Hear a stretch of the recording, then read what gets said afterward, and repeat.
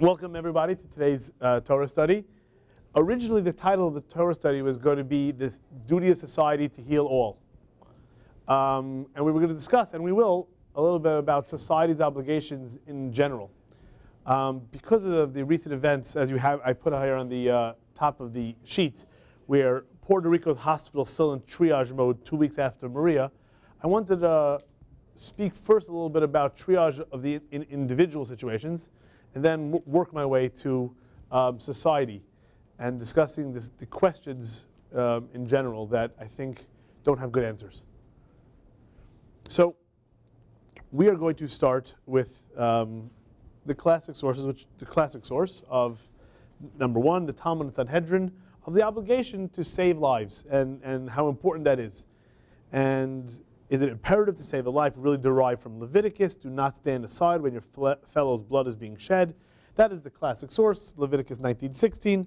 And the Talmud wants to know, there's another verse that says in Deuteronomy you should return. There's an obligation to return someone's lost object, all the more so to return to make sure that a person stays healthy. And the Talmud says, you're right, both are great sources that you have to save someone else. And you need two sources to even go further. Not only do you have to physically and expend energy, but also you have to expend resources. The answer is, if we had learned the obligation to save an endangered person only from the verse, you should return it to him, I might have mistakenly thought that my responsibility is limited only to when I could save someone by myself. But there's no necessity to exert oneself and hire others. So here we see that one has an obligation physically and also monetarily to other people's lives. And that's the classic source. We've actually spoken about this in the past. Now we're going to jump right into the question of what do you do when you can't save everyone? What do you do when you have limited resources? So interestingly enough, all the classic sources deal with it's a finite or a very, very clear-cut question. You have one, you need two. You have two, you need 8. Yeah, even if you have 100, you need 1,000. Or as I was saying the other day, the New York State had to put a commission together about flu. And they counted all the ventilators in New York State. And there's 2,560 something. And they guesstimated, depending on the seriousness of a flu epidemic, how many they need per day. So it's not only a question of you need 2 and you only have 1, or you need 8 and you only have 2. It could be that you need 3,000, you only have 2,560. All those cases are finite cases, and that's called triage. Triage means you have a finite number of resources, but you need more, and how you decide. So the famous first case, and this is an ethical question that I guess plagues everyone in these scenarios. 2 people are walking on a journey in a desert. And in the hand of one of them is a flask of water. If both of them drink, they'll both die. They basically know how long it takes to get to the next water station or the next civilization. And there's only enough water. So here you have one water for 2 people. What do you do? But if one of them drinks all the water, that person will reach civilization and live. Ben Petura says, it is better that both of them drink and die rather than one of them seeing the death of the other. Until Rabbi Kiva came and taught from the verse in Leviticus 25, your brother shall live with you. Your life takes precedence over your fellow's life. So this is the classic Talmudic discussion of what do you do in this scenario. And I have 2 possible approaches. These are not mine. These are 19th to 20th century rabbis. The Netziv was a 19th century rabbi. The other one was a 19th, 20th century rabbi, Rabbi Chaim Ozer Grodzinski of Vilna. And they had 2 different approaches how to understand the debate. But again, you have one person has water. Should they share it? Both live a half a day, but probably will then both die. Or should the person who has the water, according to Rabbi Kiva, keep his water and tell his fellow, I'm really sorry, you cannot have a sip, and in a way, seal the guy's fate with his own hand. Again, he didn't take it from him, but he basically is saying no and watching that person die. The Netziv explains that Ben Petura's insistence upon dividing the water is based upon the logic that we should provide temporary relief to each in hope that they will chance upon a previously unknown resource. You live in the here and now. Right now, we're both alive. Right now, there's enough, you split the water. What will be in the future is not your. Don't think too much. It's a little bit more like God will provide, or but in a way, you deal with the here and now. Right now, 2 people have to live. You have the water enough for now. You do it. Rabbi Akiva came along and said, no. The verse is to be understood as putting a higher degree of emphasis on one's life precisely because a chaye olam, that's Hebrew for eternal life. One guy's going to live forever. Yes, you might get, in other words, 2 6-hour lives doesn't equal 1 full life. And therefore, one life, a chaye olam, should be saved.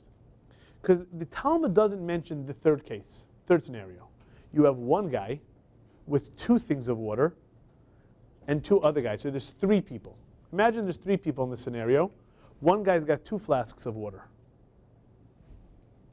So let's say he keeps one for himself. Fine. Now what does he do with the other one?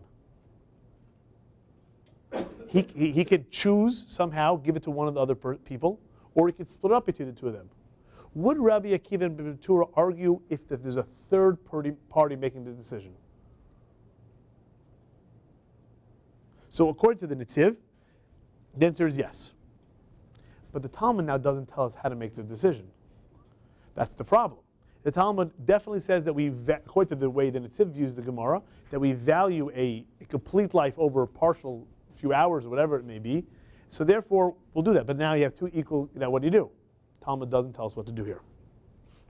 There's another way of viewing the Talmud, and that's the second box here. That's from Rabbi Chaim Ozer Grodzinski. Didn't write it down, I apologize. Ben Petura maintains the ownership of the water is not relevant because it is a life or death situation. Therefore, you have to share. Rabbi Akiva's response to this claim is that since the verse says, with you, it is clear that Torah insists that ownership of the water makes A entitled to its use. According to this approach, if the water were owned by both travelers or a third party, Rabbi Akiva's verse would not be applied. So it comes out, it turns out that there's a 19th century debate. What do you do in a third party situation? And we all agree that the Talmud follows Rabbi Akiva, that in a 2-person situation where one owns the water, he comes first. It's his, and he gets to go first, either because full life beats partial life or because it's his.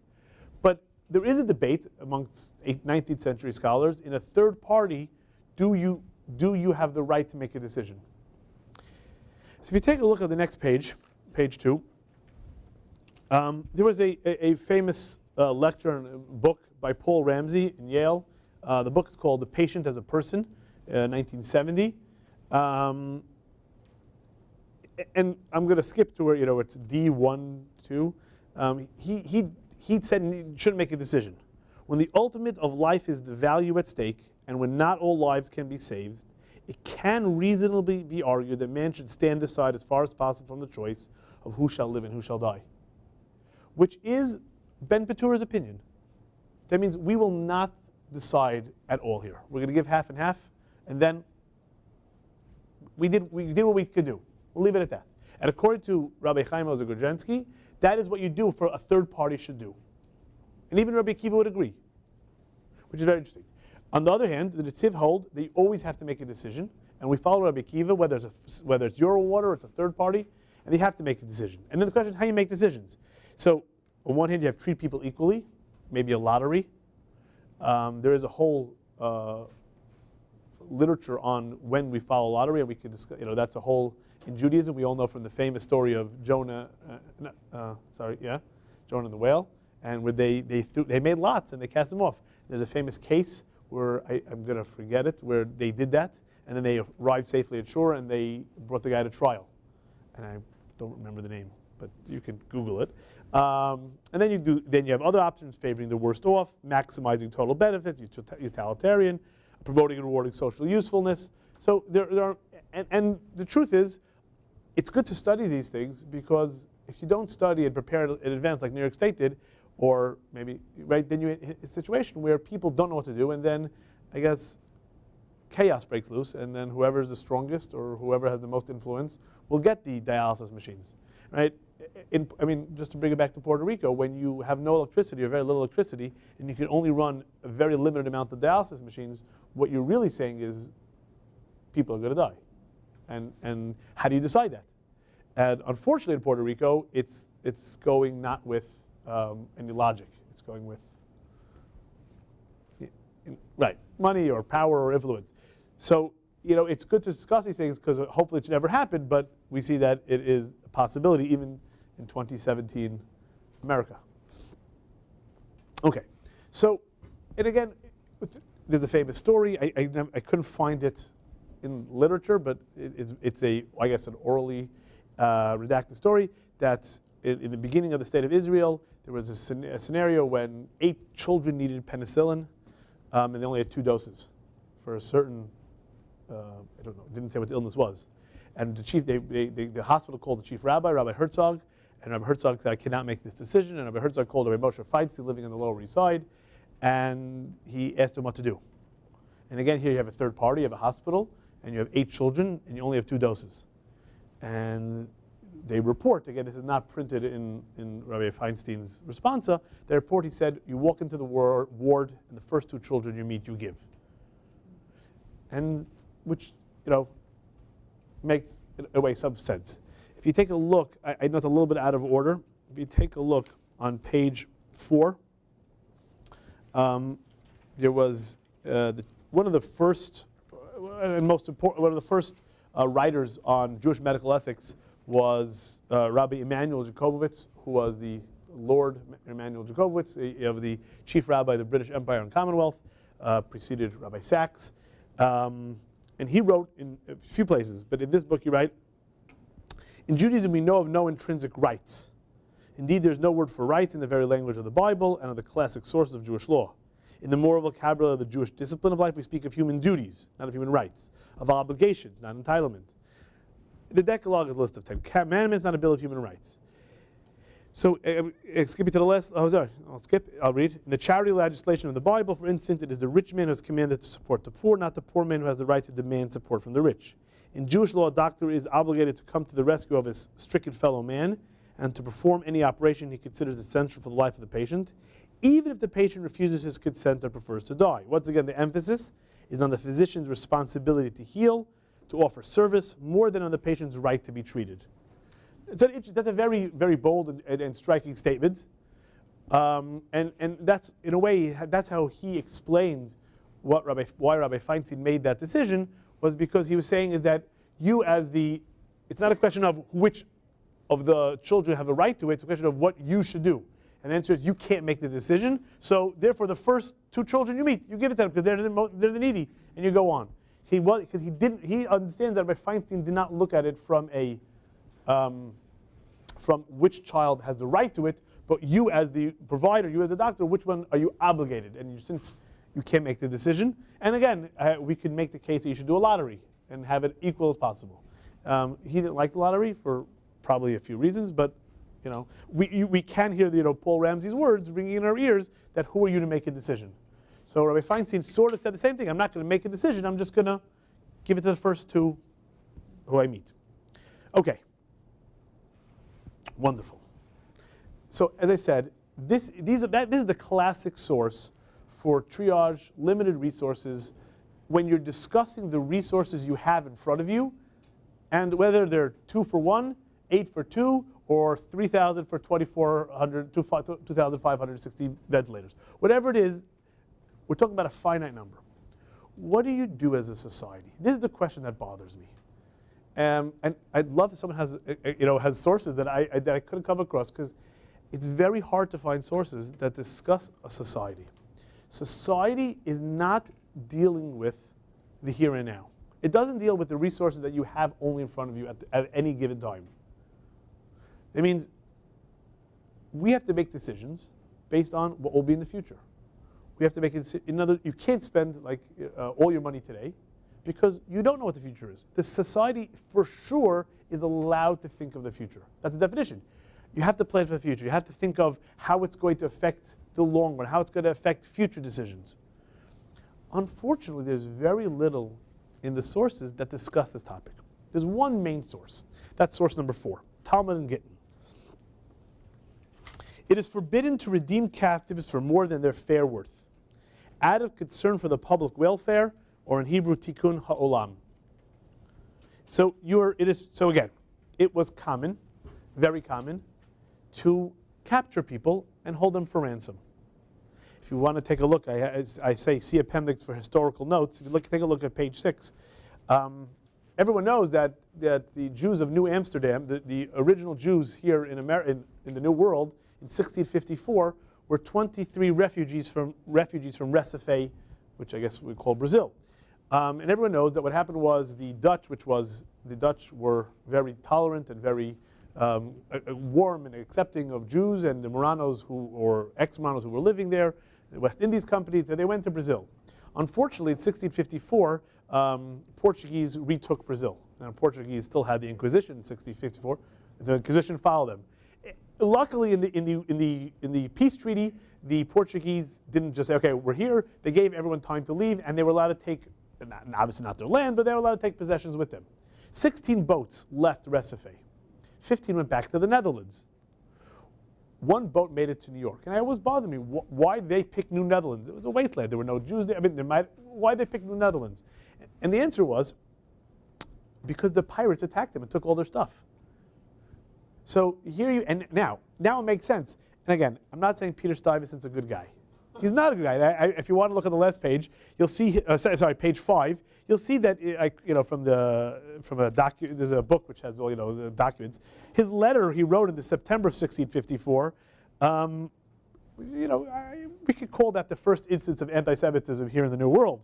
The Jews who have arrived here nearly all like to remain here. Yeah, because they couldn't afford to pay the captain to take them back to the New Netherlands because they were robbed. But learning that they, with their customary usury and deceitful trading with the Christians, were very repugnant. In other words, no one wanted them here. But that's anti-Semitic. I'm not denying that. But also, they were poor. They were poor because the pirates just took everything they had. And I didn't have the letter here. It's one of the classic letters I think it's a classic letter, where the magistrates and the administrators of the West Indies Company said, "We hear, but the stockholders of the company are Jewish, so you got to let them in." So and they said they can't be a burden to the 750 members of the non-Jewish town. But it's amazing that. The first Jews in America were here because they were kidnapped, and they had to be ransomed, and the pirates. And there's a famous story. Also, I didn't go into it. There's a famous story, and there's also on page 5. Rabbi Meir of Rottenburg, who was in 1286 was captured, and he was held for a ransom, and he was trying to sneak out to Spain, with the Spanish world, which at that time was much more tolerant, the golden age of Spain. And a baptized Jew named Knep, I don't know who that is, caught him at the border, recognized him, they imprisoned him, and Rabbi Meir of Rottenburg did not let himself be ransomed. Why? Because of this Talmud. It is forbidden to redeem captives for more than their fair worth, out of concern for the public welfare. So the Talmud asks, what does it mean, public welfare? Explain. So the Talmud has two possible opinions. Is it expressing a concern for the community's finances, that it is unfair the community to pay exorbitant amounts of money to redeem captives? Or is that paying exorbitant amounts will only encourage future kidnappings? Right? The United States has a policy, you don't pay money to kidnappers, and that way no one kidnaps. It doesn't work. If you pay them, they'll continue going. In certain parts of the world, but many years Israel wouldn't deal, because you. Which we can debate, and it's still debated, Sure. Yeah, so that is we were all surprised. Gilad Shalit, correct. And unfortunately, a lot of the people who were released did go back to a life of terrorism. So you can make a very strong case that they made a mistake, or whatever. Right? I'm not privy to the discussion. But what's interesting is, so the Talmud says, okay. We in Talmud, when we ask a question, we want to know what's, and therefore what. So what is the difference? So what if, the Talmud says, what if they capture someone, X, Mr. John Smith, and they want an exorbitant amount. But his family, he's wealthy, the family has it. Do we let the family pay for it? If the reason is because it's a strain on the communal finances, then it's not. They got the money. If it's not to encourage kidnappers, then you wouldn't allow it no matter what. And vice versa. What if you have right now a very rich community? What if you have, and they have the money? Also, would you allow? So there's a famous story, which I just heard, but it's a famous story, that the founder of the Musar movement, which is the Lithuanian ethical movement, when he read this piece of Talmud, he started to cry. And the students asked him, why are you crying? He goes, because this Talmud says that when you have the money, you still say no. Because it's better for the community in the future to let a person stay, die, because it's not good for the society as a whole in the future. And that's something to cry about. And I can't tell you I had that reaction, but the more you think about it, this is the one source that we'll see another source, the one source I could find that says society's needs and the future planning is more important than an individual's life. And that's something that seems to run against everything we're taught. And that we do everything to save an individual, and you have to expend all your resources. I'm leaving it more as a question than an answer, but that seems to be what the Talmud says. There's another source, it's also very interesting, and that seems to disagree. In source 6, also for the Talmud of Nedarim, in the case of a spring, so you have water. Water is life, because without water, in the old days, right? Anyway, today we don't need a spring. If in the case of a spring belonging to the residents of a city, if the water was needed for their own lives, i.e. the city's residents require the spring for drinking water, and also the lives of others who are downstream. That means you have a spring, it only produces a certain amount of water. If you let some of it go downstream, there's not enough for this town. So the first town takes it, and then the second town has no water.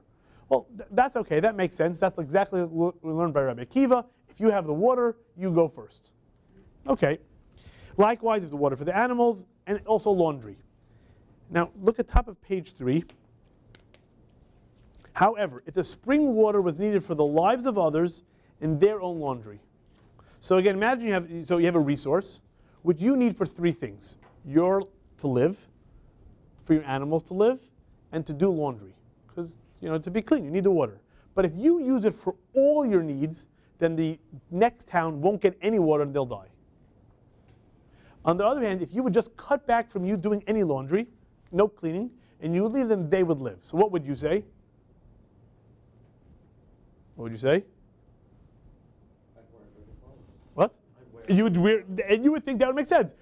I mean, for other people to live, I have to suffer. I have to give up of my comfort, of my cleanliness, so they can live. How could I possibly say that my comfort is more important than their lives? And which is really the first source we saw, that when you are obligated to save a life, you have to save a life no matter what, even if it costs you money. So for sure, if it only costs you comfort. Now lo and behold, the Talmud's going to surprise you here. Rabbi Yossi, so the first opinion of the Talmud says the lives of others takes precedence over their own laundry. Okay, Rabbi Yossi disagrees and says even their own laundry takes precedence over the lives of others, as the wearing of unlaundered clothes can eventually cause suffering and pose a danger. So he's not saying, okay, just for your own comfort, okay, but it's a little bit tenuous what he's saying. He's saying, listen, we're a town, towns need water for laundry, and without laundry and we're a dirty town, and who knows, there might be sickness one day. That's enough of a reason to say, I'm sorry, no water for your town, good luck to you. That sounds very harsh, no? Although, there are a lot of infectious diseases, so maybe this is more serious than we think of it as, okay, maybe you wash your shirts instead of going to the dry cleaner, but it could be life and death. It could be, but the operative word I think is could be. Yes.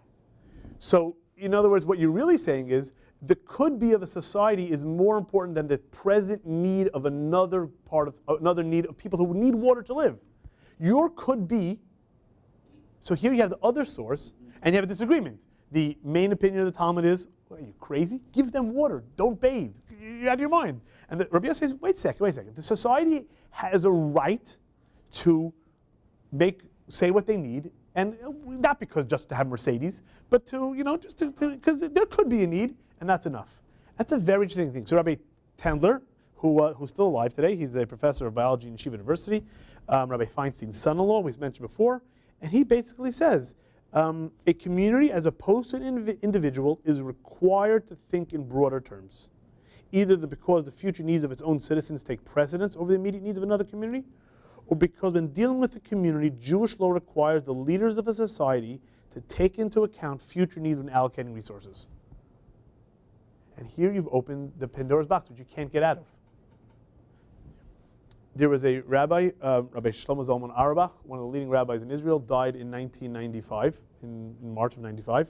I had the honor of meeting him in January of 95, a few weeks before he passed on. One of the most unbelievable individuals that you could have ever met. And he asked a very obvious question. If we're all obligated to give our money to save others, how do we ever have the right to spend money on any frivolities? How do we ever have a right to spend money on anything extra? We should be all giving it away at all times. Now, the answer you could say is, yes, correct, right? And we'd have a very interesting society, and probably a wonderful society if everyone did that. Now, everyone's going to say, I'm not going to do it, you go first, right?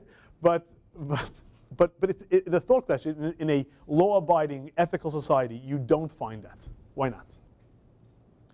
And his answer is, his answer is, either you're not, he has three possible answers. You're not obligated. We'll see why in a second for the laws of charity. Either the answer is, you are obligated, but you can sort of go, hear no evil, see no evil. I don't know of anyone, which today doesn't work because we know, that was good back in the day when there was 100 people in your little shtetl. That doesn't work today when I know everything in every part of the world. And the other answer is, we can sometimes say we're society. Because really, and again, society is just a bunch of individuals. Individuals all make up a society. So if society is not obligated, maybe I'm not obligated. And this goes back and forth. There's one last source. So again, the three sources that I could find regarding society are the redeeming captives, where the society has a right to say, well, you keep him, let him die, we're not paying for him. We have the money, but we're not doing it. Number two is this debate, what you do about your laundry water versus their living water. And number three, number seven, is source 7. Just as just one source of information you need to know is that the community raised money and for different funds. So let's say, so the highest calling in a Jewish society is paying for learning Torah. So they raise money so that they could have Torah teachers and Torah scholars and Torah institutions. The community authorities may use even school funds if necessary for the payment of the annual tax of 30 pshitin to the commander of the troops. So back in the days, and I guess throughout history, when the king, when the general, when whoever needed money, he would go to people and say, I need more money. And that, you had to pay it. It wasn't like, you didn't vote about tax reform. You just paid it. That's how it went. So if a tax was levied on the Jewish community, they paid it, no matter what, even if the money is set aside for the Torah the school, because it is a matter of life and death. Why? For if they will not come to terms with them now, many poor people, not having the wherewithal to pay, will be beaten and stripped naked. What does that do with anything? That's probably me. You can shut it up. Yeah, that's me. So what does that have to do with anything? So poor people, Nebuchadnezzar, the poor people, they're not going to die. They'll just be beaten and stripped naked. Not fun. So why would we violate our society's rules to help them? The answer is, here you see that a society has a right to make a decision for the good of the society, even though it's seemingly against what the law would dictate. The law would dictate that, listen, you set aside money for a Torah study, that's the highest calling, you leave it at that. No. Here, because, and what's the problem? They're not going to die. They're just going to be a little embarrassed, the poor people. The answer is no, you don't do it. So you see here, again, this is the only three sources I can find that discuss this question of how you deal with a society. And I want to end off with one, I guess two more things. Maimonides, I think we can prove this from Maimonides. In chapter 7 of the Law of Charity, Maimonides says, we are commanded to give a poor person according to what he lacks. Lacks clothes, you clothe him. Household utensils, you buy him. If he's unmarried, help him get married. Unmarried woman, you help her find a husband. Even if this personal habit of the poor person was to ride on a horse and have a servant run before him, and he became impoverished and lost all his wealth, you make him feel good, you buy him a horse. So charity knows no bounds. But how much does a person have to give? That's in 7, here. How much? The most desirable is to give 1/5 of one's financial resources. Giving 1/10 is an ordinary measure. Okay. Now look at chapter 9. When you live in a city for 30 days, we compel you to give into the food bank. If you're there 3 months, you have to pay to the food pantry. If you're there 6 months, you gotta contribute to the tax to fund to clothe the poor to clothe the city, to clothe the poor of the city. And if you dwell there 9 months, you're obligated to pay for the communal burial fund. What's interesting is, and again, it's an inference, when we deal with an individual who I know a poor person, I have to, as long as I have up to my 10, 20%, I have to give them everything they need. If they even need a servant and a horse, no problem. The community is limited in what they decide to give to. The community gives to food, the community gives to clothes and to burial. Everything else the community says, sorry. So you see that, and the community doesn't have a number. Maimonides never gives a number on the community, 10, 20, no percent.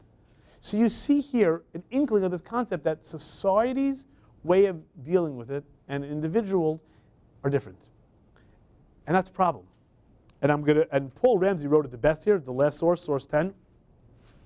The most incorrigible social and ethical question that I know concerning modern medical practice and indeed concerning social policy at large.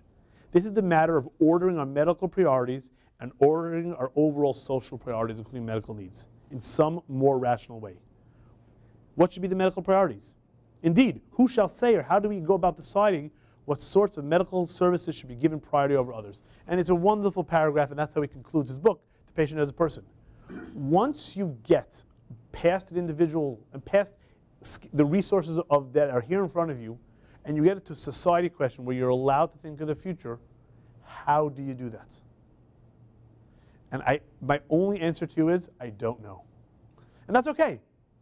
Because, again, I don't know everything, right? But I couldn't find the source that even speaks about it. And that tells you one of two things. Either you could answer that don't think like a society, but I think the 3 sources that I mentioned tell you that you're allowed to. But it doesn't tell you how to do it, which is weird. We expect that the Talmud and tradition would have something to say. And my guess, personal guess, and I'm open to all possible suggestions, is you can't dictate it. You can't tell people every society is different. And giving it rules, we have the basic rules. The basic rules are how we deal with individuals. That will be our starting point. But every society and every group has the right to figure out what to do. And that's Tikkun Olam. Tikkun Olam, as we saw in the Mishnah Git, it means you have to decide what's the best way to fix your world. And hopefully we'll all pass that test with flying colors. Any other suggestions or questions? It's not suggestions, it's just an observation. One idea that Maimonides, Maimonides is the most explicit, he really leaves this off many reasons. You can't take kind of a libertarian position that poverty is up to everyone. Correct. But that's for sure. Judaism never would have said such a thing. There's no Jewish Tea Party. No, there's no Jewish. You are obligated for the poor, and there's no question about that. Yeah, I think that. Yeah. Well, again, I thank you all for joining us, and have a wonderful day.